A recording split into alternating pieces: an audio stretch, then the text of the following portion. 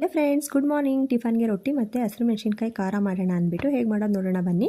Tomato ಮತ್ತು ಹಸಿರು ಮೆಣಸಿನ್ಕಾಯಿ ಬೇಯಲಿಕ್ಕೆ ಇಟ್ಕೋಬೇಕು. ಸ್ವಲ್ಪ ಉಪ್ಪು ಹಾಕಿ ಬೇಯಿಸ್ಕೋಬೇಕು. ನೆಕ್ಸ್ಟ್ ಇದಕ್ಕೆ ಬೇಕಾಗಿರೋ ಇಂಗ್ರೀಡಿಯೆಂಟ್ಸ್ ಬೆಳ್ಳುಳ್ಳಿ, ಮೆಣಸು, ಜೀರಿಗೆ. ಇದನ್ನು ಒಂದು ಮಿಕ್ಸರ್ ಜಾರ್ಗೆ ಹಾಕ್ಕೊಂಡು ಗ್ರೈಂಡ್ ಮಾಡ್ಕೋಬೇಕು.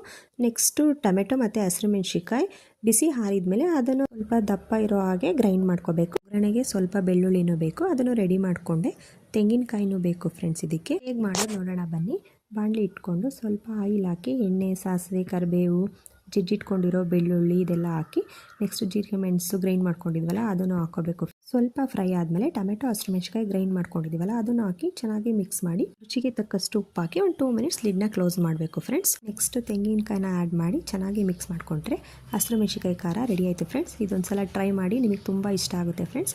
ಇದ್ರ ಜೊತೆಗೆ ನಾನು ಬಳ್ಳಿಯ ರೊಟ್ಟಿ ಮಾಡ್ಕೊಂಡಿದ್ದೆ. ಬಳ್ಳಿಯ ರೊಟ್ಟಿಗೆ ಸೂಪರ್ ಕಾಂಬಿನೇಷನ್ ಫ್ರೆಂಡ್ಸ್ ಹಸಿರು ಮೆಣಸಿನ್ಕಾಯಿ ಖಾರ. ಈ ವಿಡಿಯೋ ಇಷ್ಟ ಆದರೆ like, share, comment and subscribe. Thank you for watching.